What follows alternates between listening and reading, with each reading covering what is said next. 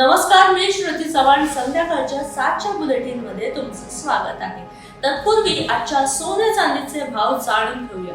आज 24 कॅरेट सोन्याचा दर आहे 1,47,650 रुपये इतका. चांदीचा दर आहे 2,17,000 ते 2,35,000 रुपये प्रति किलोच्या आसपास. आता वेळ न दवडता पाहूया आजच्या दिवसभरातील सर्वात महत्त्वाच्या आणि चर्चेतील बातम्या. वसई विधानमध्ये इलेक्ट्रिक बसला भीषण आग. वसई विधानमध्ये 2:30 वाजता एका इलेक्ट्रिक बसला अचानक आग लागली. अग्निशमन दलाने आग आटोक्यात आणण्याचा प्रयत्न केला, मात्र या घटनेत बसचे मोठे नुकसान झाले असून आग लागण्याचे कारण अद्याप समोर आलेले नाही. उद्धव ठाकरे आणि देवेंद्र फडणवीस यांचा एकत्र विमान प्रवास. शिवसेना उभाटा गटाचे पक्षप्रमुख उद्धव ठाकरे आणि मुख्यमंत्री देवेंद्र फडणवीस यांनी एकाच विमानातून प्रवास केला. या योगायोगामुळे राजकीय वर्तुळात चर्चांना उधाण आले असून त्यांच्या विमान प्रवासाची चर्चा रंगली आहे. मोहरम निमित्त मिठागरी मोहल्ल्यात ताबूत मिरवणूक उत्साहात पार पडली. चिपळूण येथील महदापूरच्या मिठागरी मोहल्ल्यात मोहरम निमित्त पारंपरिक ताबूत मिरवणूक काढण्यात आली असून ही मिरवणूक भक्तिभाव आणि उत्साहात पार पडली. उमेश सकपाळ यांनी मोहल्ल्यास भेट देऊन मोहरमच्या शुभेच्छा दिल्या व ताबूतचे दर्शन घेतले. कायदा व सुव्यवस्था राखण्यासाठी चिपळूण पोलिसांनी बंदोबस्त तैनात केला होता. दुर्गराज रायगडावर राज्याभिषेक दिन सोहळा पार पडला. दुर्गराज रायगडावर राज्याभिषेक दिन सोहळा उत्साहात पार पडला.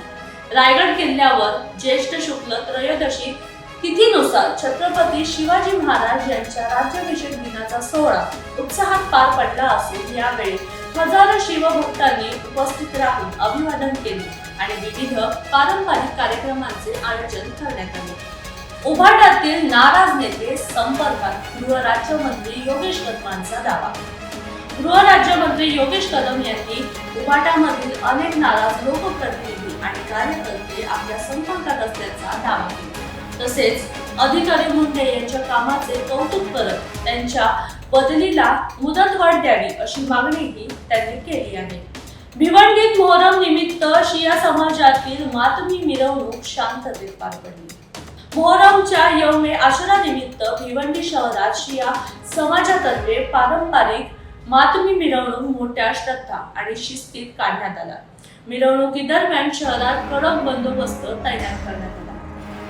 आदिवासी जमिनी परत द्या, सरनाईकांची मागणी. मेहता कंपनीवर आरोप. मीरा भाईंदरमधील आदिवासी जमिनीच्या व्यवहारात अनियमिततेचा आरोप करत प्रताप सरनाईक यांनी मूळ आदिवासींना जमिनी परत देण्याची मागणी केली असता चौकशी अहवालात अनियमितता आढळल्याचा त्यांनी दावा केला असून दोषींवर कारवाईची मागणी करण्यात आली. तन्वी मुंडेंच्या कोकणातील आठवणी. विसरू नको मला मालिकेचे चिपळूणमध्ये प्रमोशन. अभिनेत्री तन्वी मुंडे तिने कोकणातील आपल्या आठवणींना उजाळा दिला. विसरू नको मला मालिकेच्या प्रमोशनसाठी तन्वी मुंडे शाहरुख किंजवडेकर यांनी चिपळूण दौरा केला. डीबीजे महाविद्यालयात मालिकेचे प्रमोशन उत्साहात पार पडले. सिंधुदुर्गातील महानकोंड धबधबा प्रवाहित. वर्षा पर्यटनाला सुरुवात. कोकणातील वर्षा पर्यटनासाठी पर्यटकांची मोठी गर्दी पाहायला मिळत आहे. सिंधुदुर्ग जिल्ह्यातील देवगड तालुक्यातील महानकोंड धबधबा प्रवाहित झाला असून यंदाच्या पावसाळ्यात प्रवाहित होणारा हा जिल्ह्यातील पहिला धबधबा ठरला आहे. नेरळमधील हॉटेल व्यावसायिकांना अन्न सुरक्षा नियमांचे पालन करण्याचा इशारा. नेरळ परिसरातील हॉटेल व्यावसायिकांची अन्न व औषध प्रशासनाने बैठक घेत अन्न सुरक्षा नियमांचे पालन करण्याचे निर्देश दिले आहेत. नियमांचे उल्लंघन केल्यास 5 ते 10 लाख रुपयांचा दंड आणि कारवाईचा इशारा प्रशासनाने दिला आहे. साताऱ्यात वासराची कत्तलीपासून सुटका. सातारा शहरातील गुरुवार परज परिसरात जिवंत वासराचे पाय बांधून ओट्यात टाकण्याची घटना उघडकीस आली. गोरक्षकांच्या माहितीनुसार पोलिसांनी कारवाई करत वासराची सुटका केली असता या प्रकरणी इक्बाल नावाच्या व्यक्तीविरोधात गुन्हा दाखल करण्यात आला असून त्याला ताब्यात घेतले आहे. विशाळगडावर राज्याभिषेक सोहळा पार पडला. मंत्री नितेश राणे हे देखील उपस्थित होते. कोल्हापुरातील विशाळगडावर तिथीनुसार छत्रपती शिवराय यांचा राज्याभिषेक सोहळा आयोजित करण्यात आला. या सोहळ्यासाठी मंत्री नितेश राणे यांनी विशाळगडावर दखल घेत सुरक्षतेसाठी पोलिसांचा कडेकोट बंदोबस्त तैनात करण्यात आला होता. मुख्यमंत्री फडणवीस, उपमुख्यमंत्री सुनेत्रा पवार यांची मुरलीधर मोहोळ यांच्या निवासस्थानी सांत्वनपर भेट.